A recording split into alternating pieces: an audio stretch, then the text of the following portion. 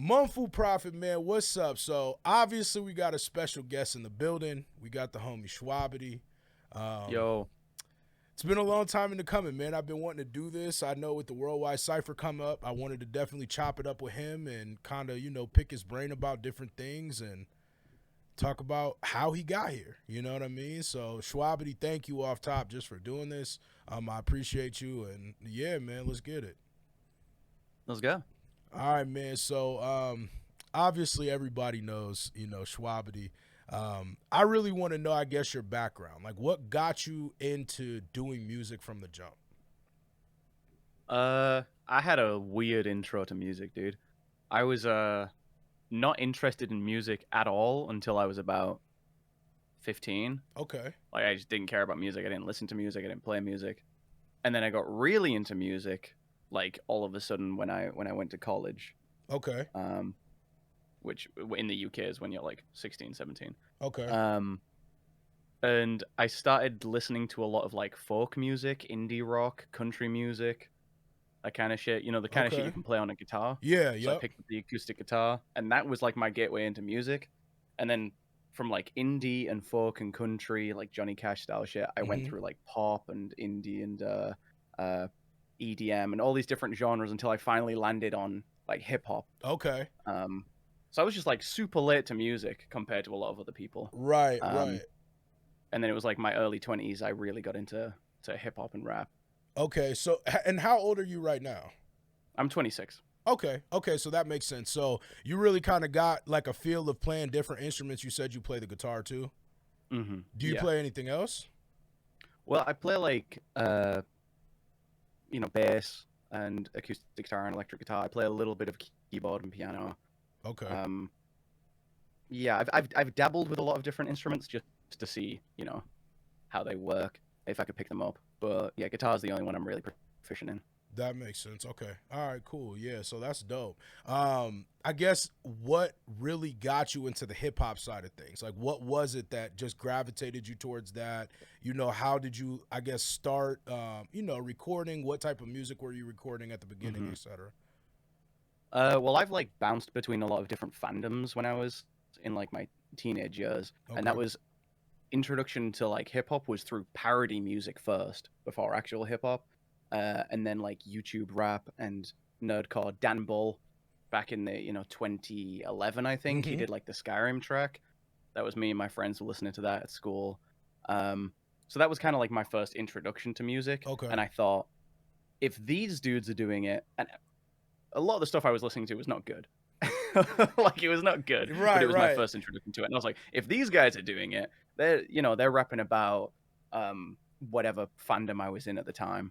It was like different TV series and comics and games and what have you. And I was like, if they can do it, I could probably write something like this. Of course. This Yeah. this shit's kind of okay. I think I could write something like this. So I just tried. I wrote a couple of parody songs, and then eventually started learning like production because I was more interested in like instrumentals and Okay.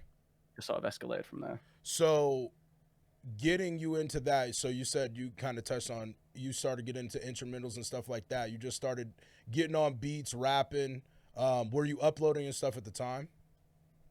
I was none of it's available anymore, but I was uploading to like SoundCloud and these different websites and YouTube, of course. And I had a very small, very loyal following in the early days. That's Um, dope.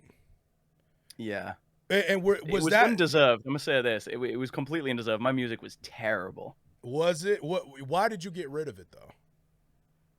Just because it was like all like that was the discovery phase. That was me exploring and figuring out what I wanted to do. Hmm. So none of it represents what I wanted to do artistically. Okay, So that it's makes like sense. I have the files. I can look back at them if I want to, but I didn't really see the benefit of having that record available. Okay, and when you started, I guess, how did you get the name Shwabadi? Can you give us a little background, I guess, behind that? Yeah.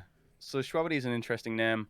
It's literally when I was 14, me and my friend played a lot of arcade style games, Mm, and every time we would get to the high score screen and enter a name, my friend had like, you know, a cool nickname, a username he would put in, but I didn't. I would just put in Mark because that's my name. Okay. And I was like, I need a cool name. It was up to 8 characters. I was like, what can I put in here? And he just went, I don't know, Shwabadi. And I was like, that sounds cool. That's it. That's Fire. literally he just said it. It's a nonsense word he just made up when we were playing games. So, and it's just stuck. That's amazing. So did they end up calling you that in real life and stuff too? Yeah, almost everyone I knew at school called me Shwabadi because it was my gamer tag on Xbox. That's fire. That's fire. Yeah. So what kind of games were you playing at the time? Just that piqued my interest too when you said that. I was playing like a lot of retro games on emulators like Bubble Bobble, Donkey Kong, you know, like the arcade classics, as well as like multiplayer games like COD Modern Warfare, Modern Warfare 2 and Halo 3.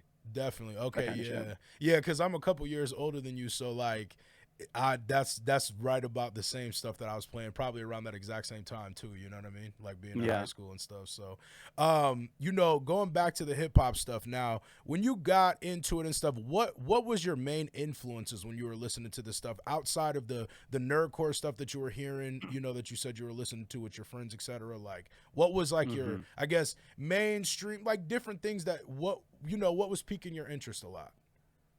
To be honest, I didn't get into the mainstream aspect of it until a little bit later. Because when I first started listening to hip hop, a lot of the mainstream stuff that was coming out in sort of the early 2010s, late 2000s, just I wasn't interested in at all. And I still, a lot of that music I don't fuck with that much. I fuck a lot more with like the modern stuff that's been coming out. So that sound I didn't really touch. So I was just sort of into, I guess the most mainstream stuff I listened to was like Watsky. Okay. I really liked MC Front a lot, which is like a classic nerdcore artist. Obviously Damble, like I said earlier. Yeah, just a lot of white dudes, huh?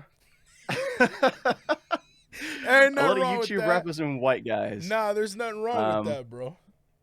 Yeah, but that was my introduction, and then I sort of, because I made a lot of friends who also listened to hip hop but were a lot more educated than me, they would make recommendations, and that eventually let me just, you know, now I'm listening to JID and Kendrick and Denzel Curry. That makes sense. And those are some of my favorite artists. Run the Jewels. Oh yeah. Now I can tell obviously you're probably more into lyrical music just based on, you know, listening to you rap and stuff like that. Like you clearly are a very, you know, you punch, like you move, you maneuver, you know how to work it. So it's like for me, I could tell that that's kind of like your influences, which is dope. I guess now, what made you decide, all right, let's take this nerdcore direction? Like what was it your interest that you were into, or like was it, you know, the influences, the music you would listen to? Like what made you be like, look, I want to go super hard with this and take this to the next level, you know? Yeah, I mean, I just rapped about whatever I was into at the time. Okay. Just because I liked talking about my interests and trying to, you know, craft a song. Makes sense. Because I feel like the important thing with music is like creating a vibe. Agreed. Creating something that people want to listen to and can bump. And then the lyrical aspect is like, it doesn't matter necessarily what you're talking about as long as you're clever with it. Correct. So a lot of people will talk about their real life, their struggles, where they've come from. And I do that a little bit, you know, in my albums, and I work it into some of my music. But most of the time I'm just like, I just want to talk about some characters and the shit that I'm into. So I started with like video games. Okay. Because that was my original like sort of nerdy interest. And then pivoted into anime because I got really into anime because of Rustage. Okay. He introduced me to a bunch of manga. And that's dope. Manga. Yeah, you went absolutely crazy. Yeah. I mean, half of this is Conquests, but yeah. Oh, for real? I'll pretend it's my collection. Yeah, we live together. We have a house together. Oh, okay. I didn't realize. I just pretend his manga collection is mine. Oh, that's that's dope though. That's a dope setup. I was gonna ask you that too, because does Breton stay there too? Breton stays here when he feels like it. He's actually, I don't know if you can see him. Hey, Breton. Breton's in the building. Oh, Breton is in the building. He's working on something right now. He's on a bean. Dope. Oh, no, that's dope. Okay. Yeah, we just, it's mine and Connor's house, and we just have people visiting and staying up over and doing whatever whenever they feel like it. So That's yeah, you'll see a dope. lot of us in like TikToks and Twitter videos and Instagram videos and stuff. We're always in the same buildings together. That's why, actually, that's the reason why I asked, because I don't know, it's probably like a comment or something, but somebody said that you and Breton live together, and I was like, oh damn, I didn't know that. But then now you're saying Connor, so I'm like, oh okay, that makes sense now, because I see all y'all like kind of together, strategically Yeah, all I the get I time. get a So lot of comments now that are like, "Oh, you guys like flatmates or something? You live together?" Like, I'm like, "No, he's just visiting a lot." yeah, no, ain't nothing wrong with that. That's dope though, because I mean, yo, the UK, I feel like the UK is super dominant in nerdcore. I don't know if that's just the luck of the draw type thing, or if that's just, I don't know, but it's dope to kind of have you guys in like a relative location of each other. What are you Yeah. guys? Have you always been from around the same area though? No, I moved here in well, me and Connor just bought this house in April. Uh, I lived up north. I was like way away from everyone. Oh, okay. Like I think it was like a 7 hour drive Damn. to get to Rustage's place. So I didn't meet up with people a whole bunch. But now I'm living down in sort of the Midlands, nice and central. Everyone just can visit whenever they want. So Yeah. we're always linking up and doing shit. That's awesome, bro. So right before we got on, we talked about how you just got back from the States for the first time and stuff. I Hmm. kind of want you to, share your experience, stuff that you did, like stuff that was different, all that kind of stuff. I mean, yeah, it was crazy. So it was my first time in the US, and I've always had American friends. You know what I Of mean? course. I've grown up online. Right. But it's so crazy meeting these guys in real life for the first time. Like the energy is crazy when you Right. meet. Shout out all my homies in like Loop, Ham Sandwich, Mia Blackwell, all these guys. Definitely. Uh True Evil Villain, like that's my homie. Like we're all linking up at MomoCon for the show, and Mm-hmm. like yeah, it was wild. Like the show, I'm not sure if you've seen any clips, was Oh, of incredible. course. Of The course. audience was because I was so nervous about the show with it being a convention. I've done convention shows before, and the audience tends to be convention goers. Okay. They wear their hoodie up and they sit at the side and They just bob their they head. nod along Yeah. to the music. Yep. Yeah. But this crowd was crazy. They were right at the front of the stage. There was like 506 of them packed in, just all jumping, screaming the lyrics. It was insane. Nah, Um, bro, I'm gonna tell you, I'm sorry to interrupt you, man, but honestly, that shit changed a lot. Like when I saw MomoCon, I had went to Rusted show like the week before mhm. MomoCon, Yeah. and me and Screw went to the show in Vegas, and bro, like seeing that energy at MomoCon was so dope. Like that many people Mhm. in one place being able to word for word recite your lyrics is like, I know that shit had to be like Yeah, completely. I mean, there was a point I was doing one of mine and Breton songs. The hook was playing. Yeah. I was getting a bit out of breath. I'd been running around stage. I see this one dude in the front just screaming the lyric. I just turn the mic to him. I'm like, "You got this, bro." And it's crazy. He just absolutely killed it. It's wild because we did the UK tour Yeah. last year. Like me, Connor Quest, Breton, and Shouter. Right. And that was like a taster, I guess, because the UK is obviously a much smaller audience than the US. Almost all of our fans are over in America. Okay. So we did like the sold out London show, which was like 100 people, and that shit was like crazy. I was like, oh, this is insane. What a crazy energy. And Mm-hmm. then you scale that up like 5 or 6 times, and it's like, oh wow, like this is what I want to do. I mean, this is what I Right. want to do now. Yeah. But yeah, besides MomoCon, that was obviously the big highlight of the trip. But we were also, I mean, I was there. I was in Atlanta for a week with like Cam Steady and all the other guys at the Anime Rep Takeover, Game Boy Jones, and all the UK guys. Okay. And we got a lot of stuff done. Mm-hmm. We were busy, so there's going to be a lot of stuff coming out in the next few months with those 6 people on it, which is exciting. I That's don't want to dope. reveal too much because it's Okay. all hush hush in the works. But yeah, it's dope. No, that's amazing. I bet. I mean, I know how it is to definitely finally meet somebody. I even like Rustage. It's like meeting Rustage after so much interaction with him online, and this long, then meeting him in person and watching you guys do what you do, like, is, I don't know. It was dope. Me and Screw were both just like, holy shit, Yeah. like, this is amazing, like, I wanted to go to MomoCon. I actually almost did, but we going to NPC for sure, so. You said you're That'd be coming sick. back, right? For NPC? Yeah. Yeah. I'm a be Oh performing. yeah. Oh yeah. No, that's I don't know, man. I'm excited to experience that myself with, just seeing you guys do that for sure, bro. Cause Yeah, damn, I feel like there's been so much like since COVID started, like there's been so much growth in nerdcore that, you know, for sure. I don't know, like a year ago, tours and stuff was like obsolete, like kind of weird, Now it's like you guys have been boom, boom, boom, boom, boom, show after show, that's amazing. I don't know. So what is some Yeah, of the no, things you it's did? awesome. My bad. Go. What are some of the things you did while you were in the U.S. outside of just that? Well, I didn't do much like touristy stuff, but Hmm. I did get a couple of things in where I was like, I'm going to the US. I need to do this." Uh, Okay. so obviously, like weed is legal in the US, So you and had to it's not smoke. here. So I was like, yeah, I have to smoke something. So did Oh. that. I had a chill night. I had to go to a gun range.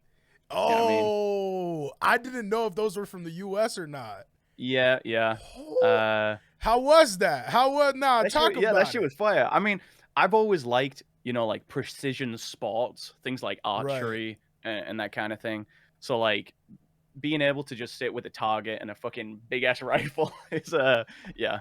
That shit was addicting. That shit was I spent more money than I expected to because I was like, nah, get me another boxer. Yeah. Get me another boxer bullets, bro.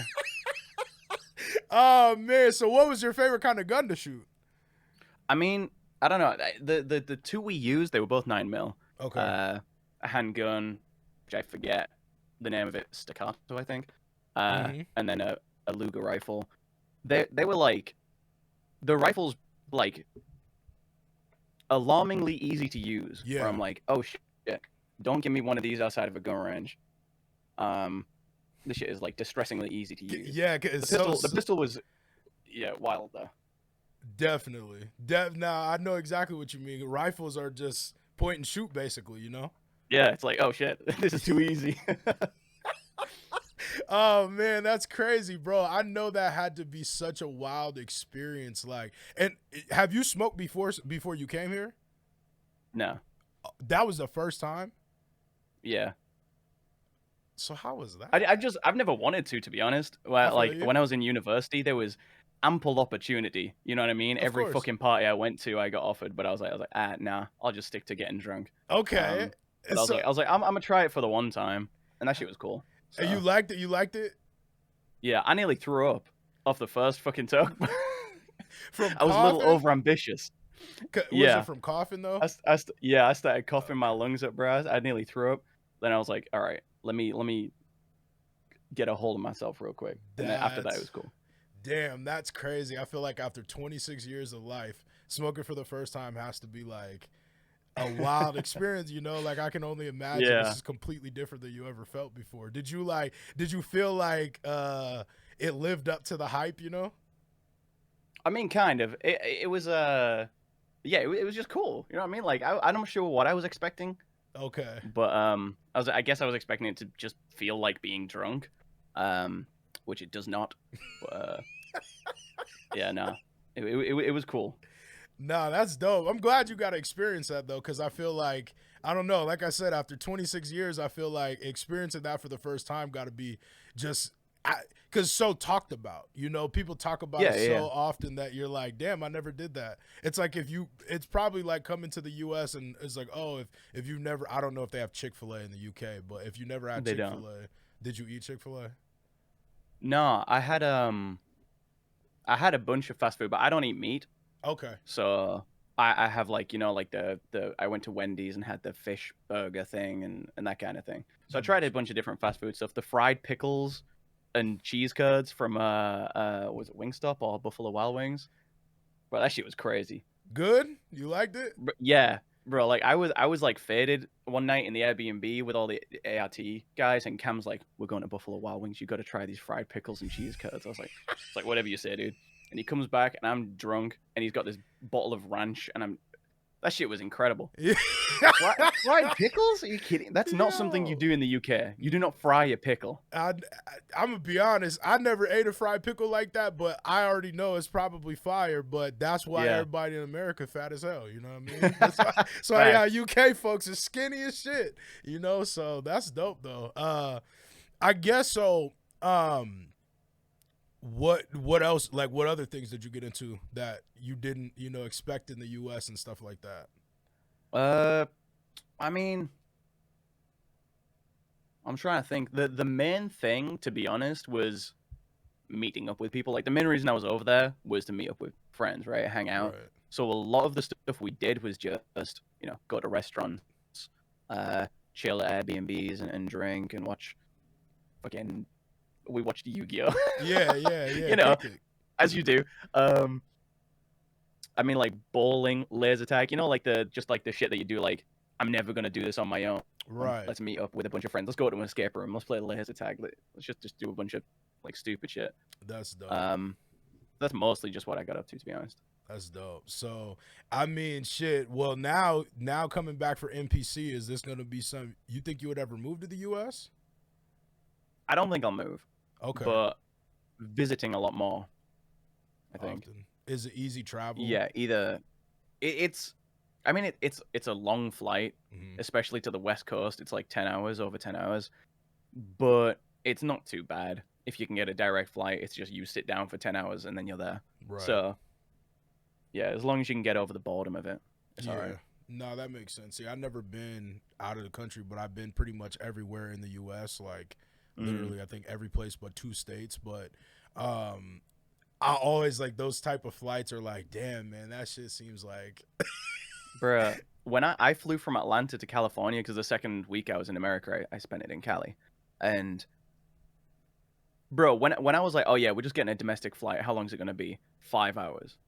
Yeah. To the same country? Yeah. Trust me. That shit, America too big. It is, bro. I'm from the East Coast, but now I moved to the West Coast, and I've been here for a year. But bro, I've not flown back one time because it's like that it's a 6-hour flight back home, and I'm like, bruh, fly 6 hours. I might as well go, like you said, to UK. You know what I mean? That's how I look at it. But so I guess what you got working on, man? What you got in the works? What's coming up? We're gonna talk about the Worldwide Cypher a little bit too, and chop it up about that, and I guess your experience with that too. I mean, I got a lot of projects I can't talk about right now. Mostly like shit I'm featured on my own channel. I'm doing I've been experimenting with like different styles again, because I keep getting bored of doing the same thing. I feel that. So like last week, I don't know if you heard my Spy Family song. I was like really pushing the boat out with like electronic production. It's like I think one of the best production pieces that I've done. Going crazy with the vocals. I got Haztic on the feature. Haztic's on the come up, by the way.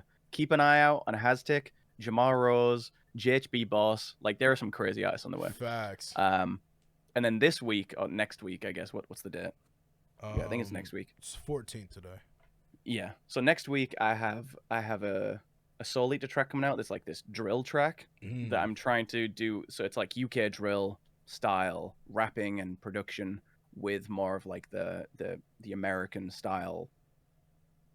Like on the hook, I have JHB Boss doing this like crazy hook. It's like I think a really fucking cool fusion of styles. But yeah, a lot of experimentation right now. Okay. I like that. That's one thing that I feel like I gravitate towards you a lot, is that I feel like I say that a lot too, is I feel like you constantly, push your boundaries of trying different sounds, trying different, things and stuff like that, just to kind of keep things fresh. I like that a lot. Yeah, for sure. I've done a lot of that the last 2 years where I experiment, I try different sounds, I just see what sticks. But I've done it in the past where I experimented kind of regardless of how good it was, but now the focus is play around until I find something that's genuinely really fucking good and then run with it. Like this drill song I'm doing, it's like some of the best rapping I've done. Okay. I just played around, experimented, trashed it, started again until I got something where I was like, this shit's sticking, this shit is hot. So yeah, I'm excited to release that. I'm definitely gonna have to peep that. Yeah, man. That's dope, bro. I know, like, like I said, just the growth is so much. Watching you guys it's been just a really dope experience, because I feel like, coming into it, obviously you guys were doing your thing, but just watching the development is unreal. Even lyrically, I feel like I've watched you your punches just get bah, like just gets so much harder as time goes, and I'm Yeah. like, God, Shwabadi, relax, bro, relax. Man, it's dope. But so tell me about the Worldwide Cypher. How did that come about? How you feel about it? Like how you feel about your verse, your video, all of that kind of stuff. I mean, I'm excited for it. I'm excited for people to hear what I've done. I think the verse is me just, talking my shit, Mm-hmm. talking about me and what I'm doing. Um, I th- I remember like Screw hitting me up for it.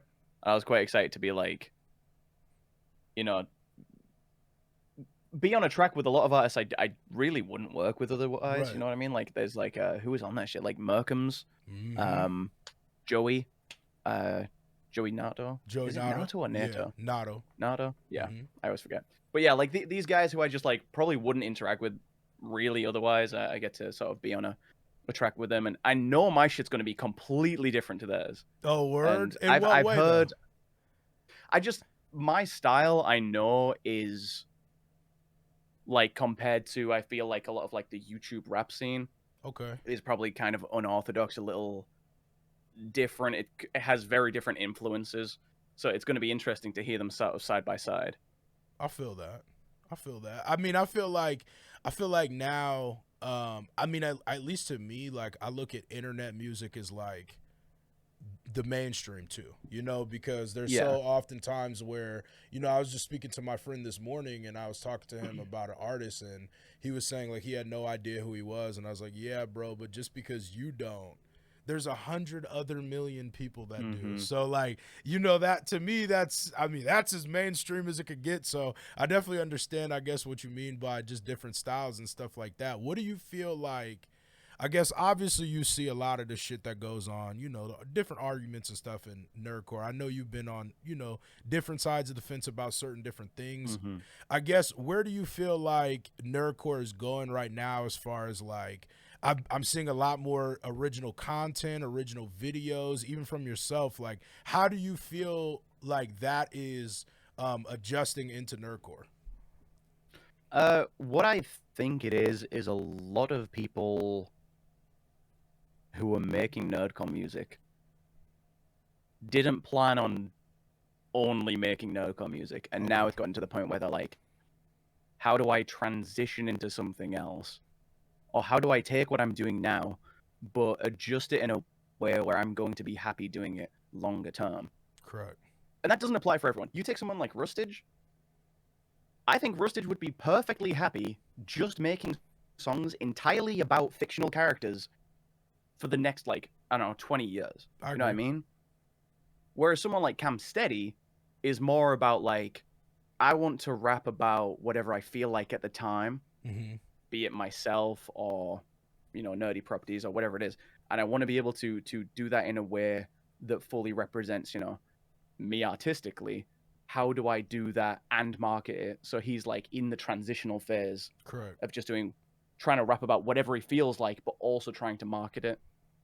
Um, and then you get people like DPS who I think are still in the same boat of like being absolutely perfectly fine, happy rapping about fictional characters and making no-com music, but he wants to, he adds a little bit of himself into the video. He Correct. tries to make it more upmarket, more personal, Mm-hmm. where he can. So it's just people having very slightly different focuses. Like we all start under the same umbrella. We were all doing the same thing for years, but now people are starting to think, this is what I want my music to be, and then what I want my product, my content to look like.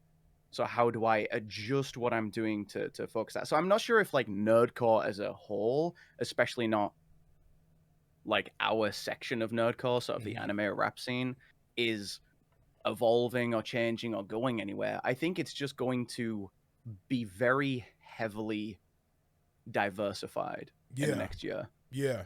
I with a agree. lot of people wanting to do different things. I definitely agree with that. I feel like, I mean, agree. Well, I guess where do you feel like you fit in on that side? Like, do you feel like you're trying to, I guess, branch out and do different things? I know you experimenting with different styles, but like, what? I guess what is your goal with it? I think, ideally, because what I want to make music about changes constantly. Of course. Ideally, I would just make whatever song I want and then drop it every few weeks. You know, build a big catalog and then go touring and perform it all live. Correct. Uh, but that's not marketable. So No, I get you. I kind of just want to keep doing what I'm doing right now, but maybe do a few more, you know, album style projects, music videos, put a bit more of myself onto my main channel. Okay. And but I don't want to move away from doing, you know, anime rap. I like Yeah. rapping about Yeah. Dragon Ball and One Piece, you know what Of I mean? course. Yeah. So it's right now I still think I'm trying to find what my long-term niche and focus is going to be. But for sure, everything that I see Cam doing, everything I see Rustage doing, that whole spectrum of what people are doing, Yeah. it all interests me, and it's all stuff I'm kind of looking at, but Definitely. haven't decided yet, I guess. No, I understand that for sure. I mean, for me, like I talk about, different stuff all the time, and I guess my perspective from it is mainly just like growth. Like I don't ever want anime like rappers, or when I say anime rappers, nerdcore rappers in general, to stop rapping about what they're rapping about or change Hmm. what they're doing. I just be looking at things as like, like you said, different marketing shit, because eventually you start branching out and you get different opportunities. And I'm sure that you probably experienced that coming to the US, performing at a place with all those Yeah, people, that kind of stuff. Like, I talk about showing your face card a lot, and the reason why is because when you go to a place like that, then everybody knows what Shwabadi looks like, or what Connor Quest looks like, or what Rustage looks like, because they're hmm, seeing you constantly outside of, a person like Dizzy 8 got like 6 pictures on the internet of himself. So it's a lot. Now, there was a time where he was rapping on camera a lot, though. You know what I'm saying? yeah, So for him, it's a little bit different. But like when you look at like currently right now what he's doing, you now you're starting to see his face more. But I feel like, I guess that's why I kind of preach about that a lot. So I feel like it kind of ties into a lot of what you're saying of just experiencing different things. yeah. It's definitely that where your area of focus lies, because for someone like Rustage, I keep using him as the example because he's Yeah, like one of of course, the biggest of in our scene for of sure. course. Um, so he's a good example of. I don't think he needs to do anything like record music videos and show his Correct. face. Yeah, no, He I agree. has a content model that works for his fans, Absolutely. um, and that's absolutely fine. But then, yeah, if you're someone who wants to do lots of live shows, put a lot of your personality into your music, Hmm. make more albums about yourself, that kind of thing, then yeah, I think that you start to see the benefit of appearing on camera, Right. doing something with your real life attached to it. Makes sense. Um, So I definitely want to appear in more stuff. I mean, this whole idea of like AMVs mixed with music videos, live action music videos, is something that like, because there's a lot of behind the curtain shit, behind the scenes that people talk about. We're a big community.